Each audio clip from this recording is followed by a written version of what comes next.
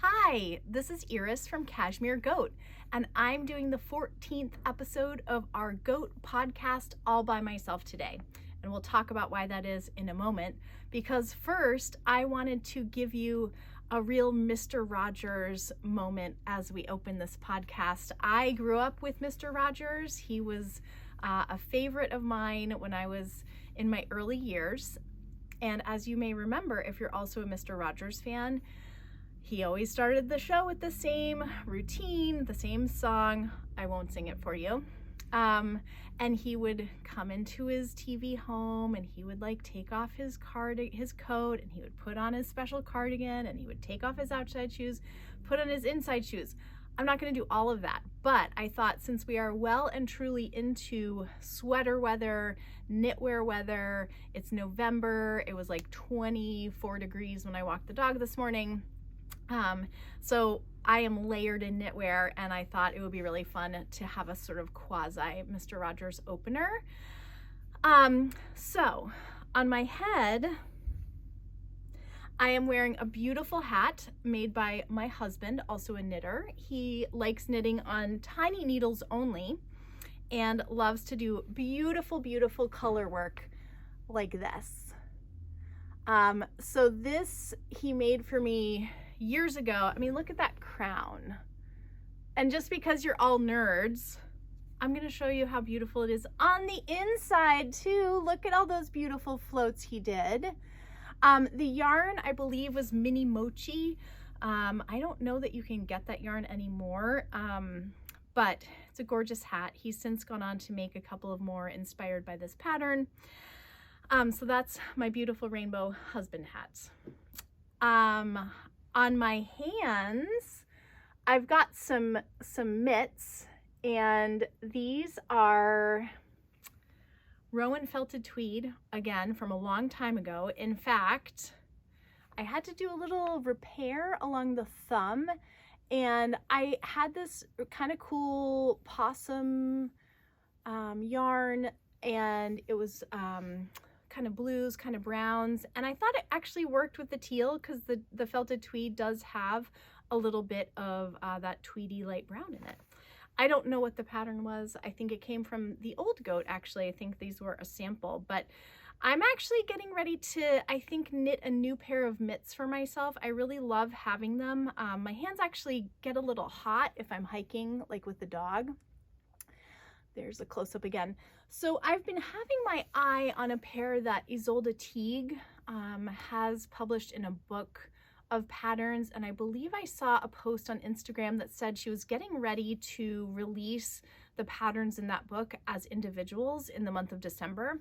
It's like a really nice ribbed mitt, and the ribbing comes up a little high, and then you can kind of fold it back, which I think would be really nice, like to fold it up, you know, so if you're on like a cold steering wheel or walking the dog, fold it back if, you know, you need more finger movement. Anyway, so I will keep my eyes out on that, and I'll be sure to get the name of that pattern in the links down below.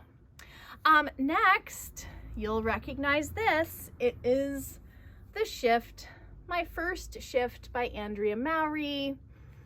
We did this as a knit along last March.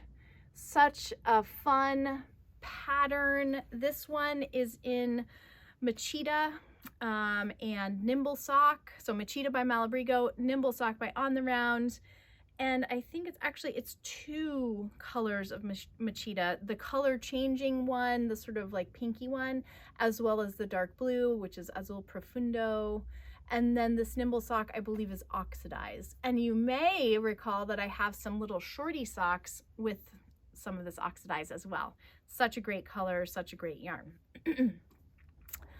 Next, I have my Ramona cardigan. This was our very first knit along last January.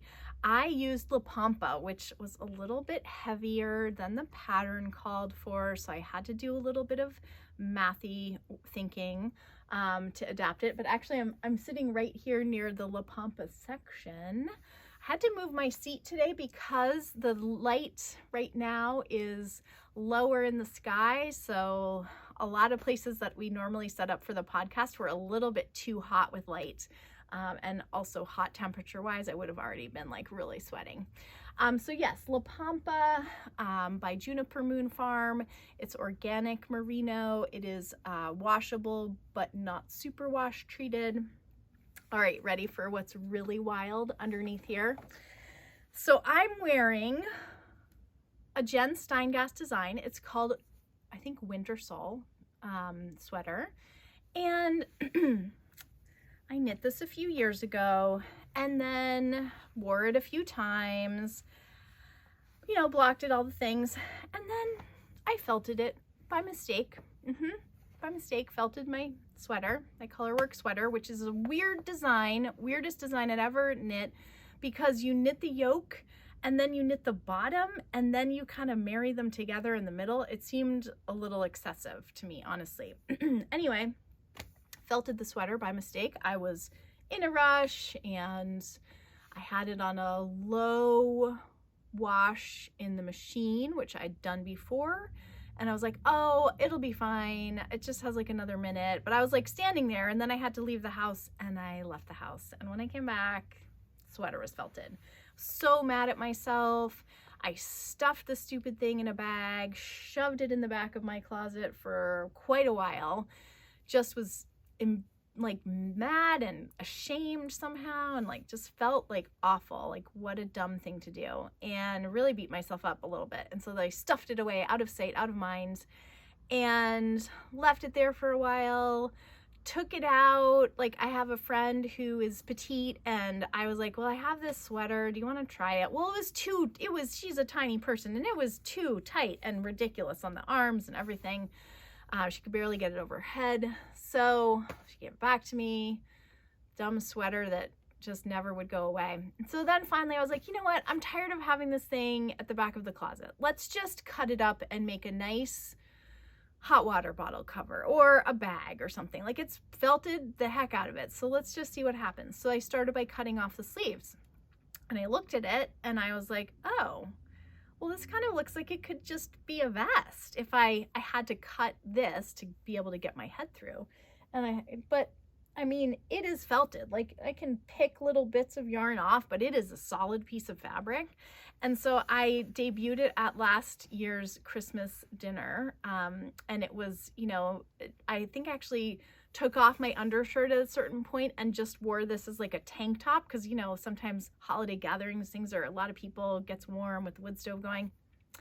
Anyway, so I decided to just repurpose it as a felted vest and accept that, you know, I get to make the rules about my knits. You know, I shouldn't feel bad about it, made a mistake, was a human, and now I have a felted vest. And it's a great, I think, conversation piece with people because, you know, it's what it is. It's a sweater that I felted and I didn't mean to do it, but I'm able to get some wear out of it, which is great. And last week when I wore it, Kristen was like, you know, maybe you want to like finish the edges a little bit. And I mean, maybe, but maybe I'll also just wear it, you know, I don't know. So that's the Mr. Rogers unleashed, I guess. I don't know.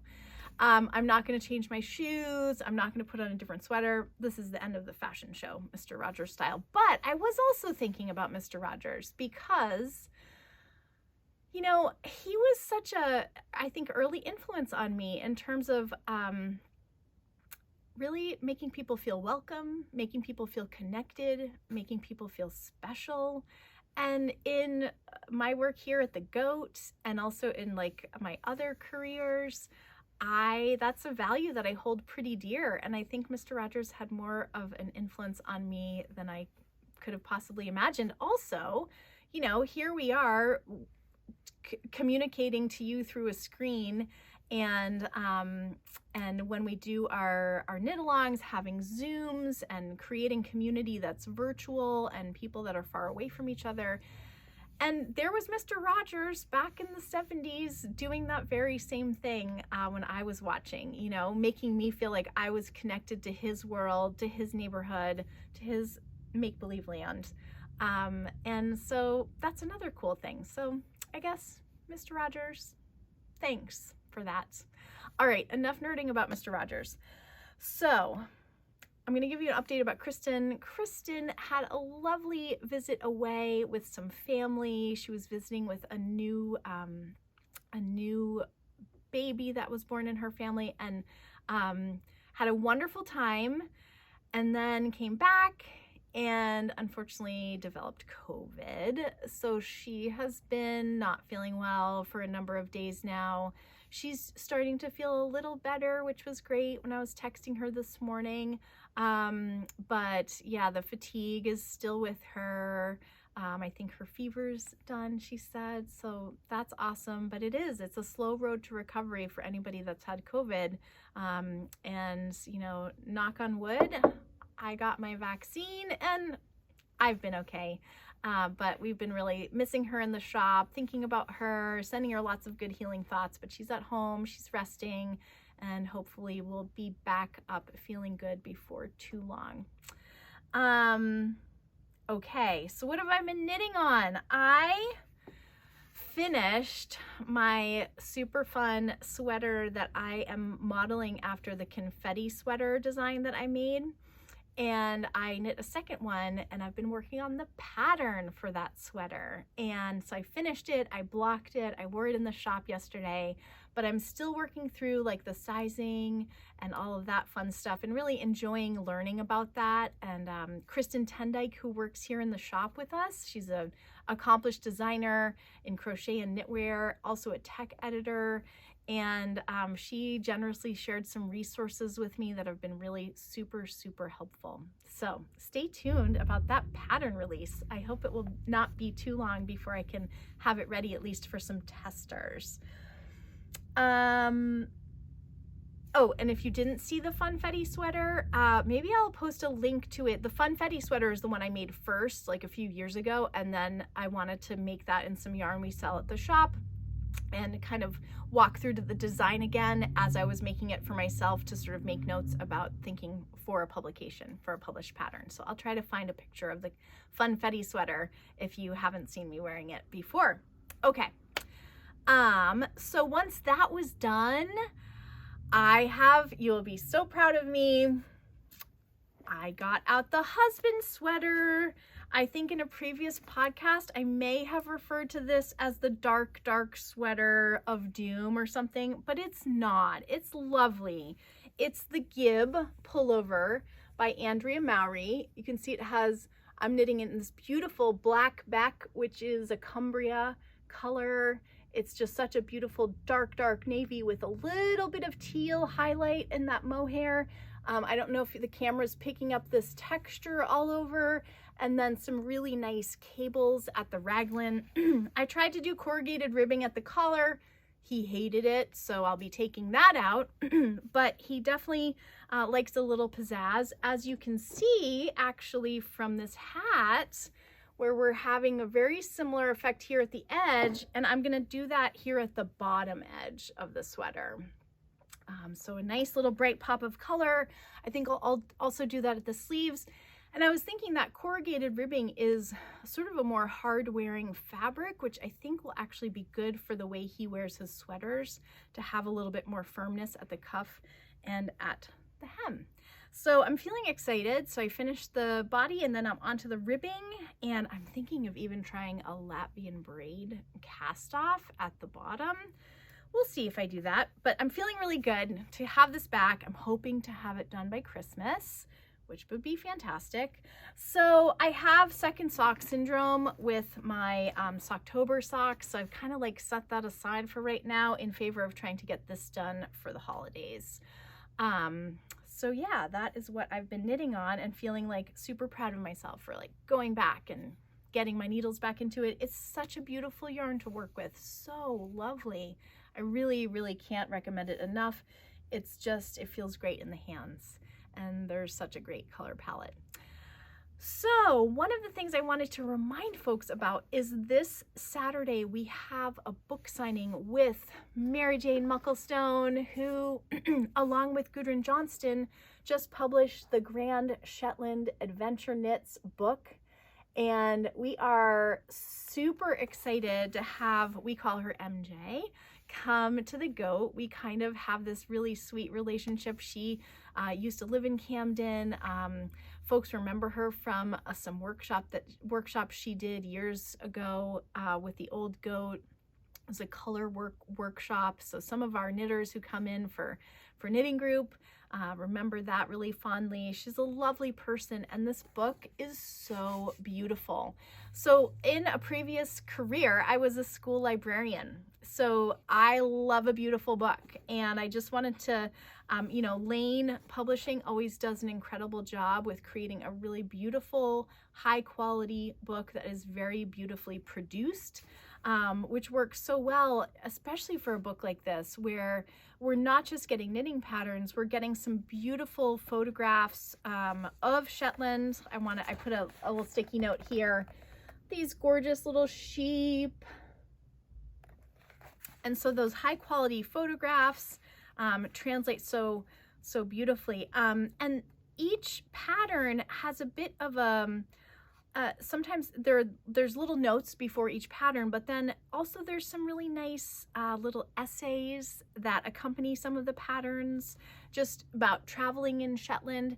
And I thought, again, this is the old school librarian, I thought it might be really nice to read you from the hello and welcome page where the authors give a little note. So here we go. Hello and welcome. We invite you to join us on a knitting journey in Shetland.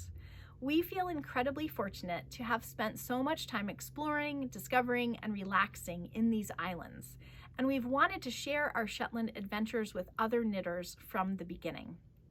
In 2014, we brought our first intrepid knitters to Shetland. After settling them into the spectacular Burrastow House B&B, our home base on the west side of Shetland, we watched them forge a bond with all this special place has to offer. The sweeping landscapes, the people and their heritage, the natural beauty, varied wildlife, and the moments of quiet awe that are so much a part of life on the islands. After so many such rewarding group trips, we wanted to further spread the joy. This book celebrates our time in Shetland together, two friends who made the dream of these trips a reality for many. Our essays included here touch on some of the things we most enjoyed doing and spotlight a few of our favorite places to visit. It's not intended as an in-depth travel guide, but rather an invitation that might lead you to your own adventure. Of course, deciding what knitwear to bring is part of preparing for every trip to Shetland. We have included patterns for our favorite, most versatile items to pack, multi-use garments designed for protection from the elements, for hiking, enjoying a day in town, or lounging by the stove after a day of exploring. We all reflect our shared aesthetic as well as our own personal style. So come along with us, witness the landscape, meet the people, watch the seabirds soar through the vast sky, listening to their songs. Spot seals, otters, and if really lucky, the occasional pod of orcas. And knit yourself a grand adventure. And it's signed by the two authors. So it's just such a nice, friendly, super sweet way to open a book like this, giving you, the reader and knitter, the context for why they chose to make this book. One of the designs I was looking at, which has such a sweet little note at the beginning, is the island to island vest. And it's a sweet, sweet Fair Isle vest. So beautiful. It's fun to have fellow travelers who are professionals or enthusiasts of disciplines different from your own. This is Mary Jane, MJ, says this.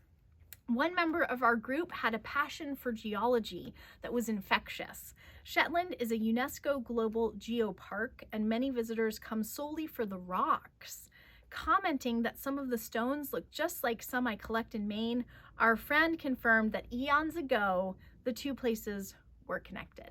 So I love that she shares that little note. Anyway, so MJ will be here in the shop from 1 to 3 this coming Saturday. That's November 18th. We have books here that you can purchase and that she could sign if you can make it in person. You can also, if you want your book signed, you could do an order online and then call the shop and let us know that you want us to hold off on shipping it until it's signed by MJ. If you're local and you have other copies of her books, and she has many beautiful books, feel free to bring those along for the book signing. I think it's going to be a really nice way to celebrate kind of like a local, like one of our own who's gone off and made such an incredible name for herself, especially in this field of beautiful color work and Fair Isle. So join us if you can. I think it's going to be a super fun afternoon together. And then the other thing I just wanted to mention before we wrap up is, the royal we. I'm usually saying we because Kristen's here, but it's just me. Me in the shop. Sundays, we've started doing Sunday Stitch Group. Now this is kind of in the in-between. We ended October and then we're not going to have our next knit along starting until January. And so we have this in between time, and some of our folks who had been so used to coming in the shop for knit alongs on Sunday, whether that was for the Scudic Bay in September or October, we're like, well, what are we going to do on Sundays without coming here? Like, this is our place now on Sundays. And they were so cute. They were like, ask Kristen if we can still come on Sundays. So I asked Kristen and she said yes. So we have, for the past 2 Sundays, had such a sweet group. It's a drop-in, very informal. We're open from 11 to 4, so people come and go. But it's a really nice group. It's you know, each one of our knitting groups, because we have Wednesday nights here in the shop from 4 to 7. And then there's a Monday, Friday morning group that comes in.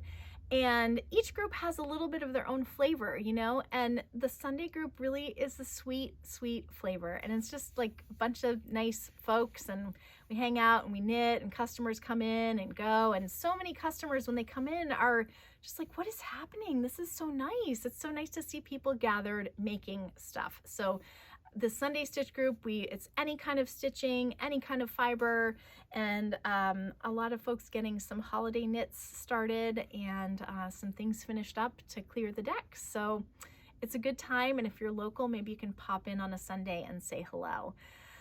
Well, I think that's it. I've actually got to get some orders picked. We've had a lot of online orders, so I'm going to get to that next, but hope to see you on Saturday for the book signing. That's this coming Saturday, 1 to 3 p.m., November 18th, with Mary Jane Mucklestone.